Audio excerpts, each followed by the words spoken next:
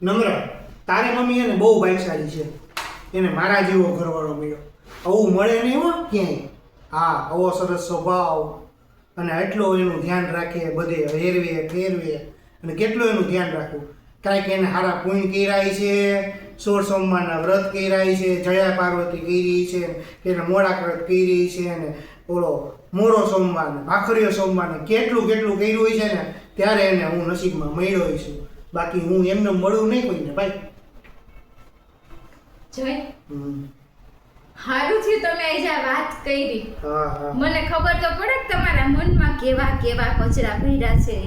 કચરા આલ્યો મારો ફોન. હા, માર મમ્મીને, માર બાબુને, માર મોટી બેનુને, માર ફયુને જેને ફોન કરવું પૂછવું હોય ને ખુલ્લી છૂટ કે મિલન એના જીવનમાં મિલન એ કઈ વ્રત કર્યા છે. એક પણ પ્રકારનું વ્રત મેં કર્યું નથી. પહેલેથી સીધો નિયમ હતો કોઈ હાટુથી હું ભૂખી હું કામ રહું. એક પણ તમે જી મેળું ની મને ફ્રીમાં મેળું. મેં કાંઈ તમારા માટે એક પણ પ્રકારના વ્રત વાર કે કાંઈ કર્યું નથી. એટલે ખોટો એવો ભ્રમ તમે રાખતા જ નહીં. અને હવે મને એમ થાય છે કે આના કરતા તો થોડુંક રહી લીધું હોત ને મોડા ક્લાસ ને એવું તો સારું હતું. આવું તો ન ભટકત થાવ. એવું ન હોય તો હે ને કે આગલા જન્મમાં કંઈક પુણ્ય કર્યા છે. બહુ એટલે બહુ સારા પુણ્ય કર્યા છે ને, એ તને આ જન્મમાં ફર્યા. બાકી આવું સરસનું ઘર ને આવો ધંધો, નવો ખ્યાલ રાખવાનો હસબન્ડ ન મળે મિલન. એવું છે? હા, પણ હું તો છે ને આગલા જન્મમાં માનતી જ નહીં. કર્મમાં હું ન માનતી. પણ છે ને હવે હું જ્યારે આ તમે કહો છો ને તો હવે હું વિચારું છું ને તો અત્યારે લાઈવ મારા મગજના વિચાર આવે છે કે ખરું હૈસે ખરાવો કર્મનો ખેલ. કારણ કે આ જન્મમાં તો મેં કોઈથી કોઈનું ખોટું કર્યું નથી.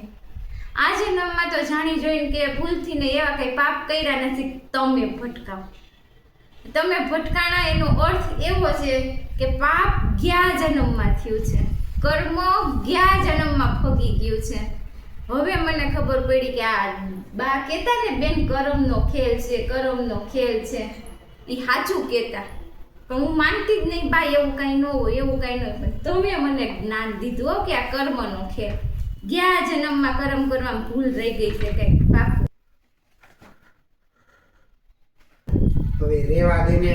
મારા હારું કેવા કેવા માગા આવતા હતા, દૂર દૂરથી આવતા હતા, અમેરિકા, ઓસ્ટ્રેલિયા, લંડન. મેં બધાને ઈ મૂકીને અહીંયા જેતપુરના પાણીમાં પડ્યો. કલર તો તારો પછી પકડાણો.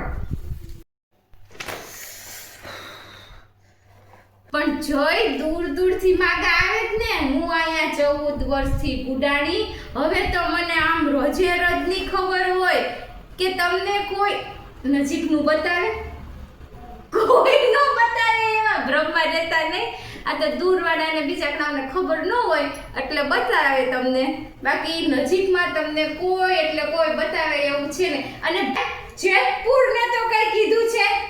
જેતપુર તો મારા માટે કેવી મારી જૂની સરસની યાદોની ઝવેરાતો જેવું છે હો. જેતપુર ને તો કાંઈ કહેવાનું નહીં. તે મારા મામાનું ગામ છે જેતપુર. કઈ હા, જેતપુર ને કઈ કહેવાનું નહીં. હું ત્યાં મોટો થયો છું, નાનાથી મોટો થયો ને ત્યાં જેતપુરમાં જ થયો છું. હા તો આમ ન કે જેતપુર વિશે. જેતપુર અહીં તો આ પાણીના આ કલર જોતો ખરી. હા, રૂપમાં મોહી ગયો. હા, તમારા બેયના કર્મની વાત પૂરી થઈ ગઈ તો હું વાંચી લઉં. મારી એક્ઝામ કાલે. બેટા વાંચવું જરૂરી છે મારા દીકરા. વાંચ હો, તને એકલું ન લાગે એટલે હુંય વાંચું છું. વાંચ. જય આમ ઓવરઓલ હું વિચારું ને તો મને એવું લાગે કે તમારે જેમ મને કોઈ હાચવે નહીં હોય એમ તો હું સુખી ગુડાણી છું. મને એવું જ લાગે મિલન કે મને તારા સિવાય કોઈ ન હાચી શકે. આપણા બેયના કર્મ હરખા થયા છે ને ત્યારે ભગવાન આપણને મેળવ્યા છે. કર્મની તો ખબર નહીં તો મને એવું લાગે કે આપણા બેયના લખણ હરખા ને, લખણ અપલખણ. એટલે ભગવાન બધી જોડિયું કર્મના હિસાબે બનાવે એવું ન હોય. અમુક લખણના હિસાબે બનાવતા છે. જે આપણી લખણના હિસાબે બની છે પણ સારી બની છે. તમે બે વાતો કરો હો, બાદો હો કે સમાધાન કરો હો? હમણાં તમે બે એકબીજાને કર્મ ભમરાના કહેતા હતા. હવે ભગવાને નસીબથી તમારા બેયના લગ્ન કરાવ્યા છે. મારા મગજ હવે રમણ ભમણ થાય છે. એક્ઝામ તો આવતી રહેતી હોય પેલા તમારા બેયનો પ્રશ્ન સોલ્વ કરીએ, બરાબર? હમણાં તમે બે એકબીજાના કરમ ભમરાના કહેતા હતા, હવે તમે એકબીજાના નસીબવાળા કયો હો.